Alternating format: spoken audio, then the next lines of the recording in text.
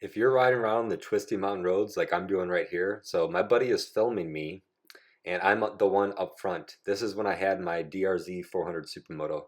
So this road is called Banner Grade in Julian, super technical switchback road. So if you're still doing this, then you're a fool, right? So every time you go around a corner, like out in the twisty roads like this, and it's a blind corner, you have absolutely no idea if there's a car parked around the corner, there's a whole bunch of gravel, there's a deer, there's someone doing a U-turn around one of these corners. So if you go around the corner and all four fingers of your hand are wrapped around the throttle, you are an idiot.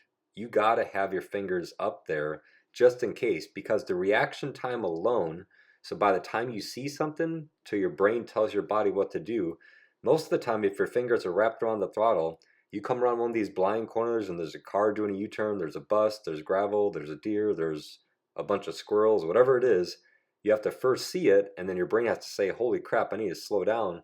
Then you're going to reach up, you're going to roll off the throttle, you're going to reach up to the brakes, and you're probably going to do everything way too fast because you're freaked out. So you're going to chop the throttle, and you're going to grab the brakes, and you're going to crash. Because that's what happens if you grab the brakes. The tires can't handle that very abrupt load. However, same corner, same speed. You go around the corner, but as you roll off the throttle, your fingers automatically go up, and they're just resting on that front brake just a little bit.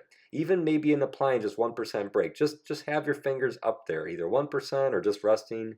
Either way, the reaction time is almost zero. So by the time you see something around that corner, you could just decrease the throttle and start to squeeze that brake, slow that bike down to give yourself more time and space to think about what you want to do next.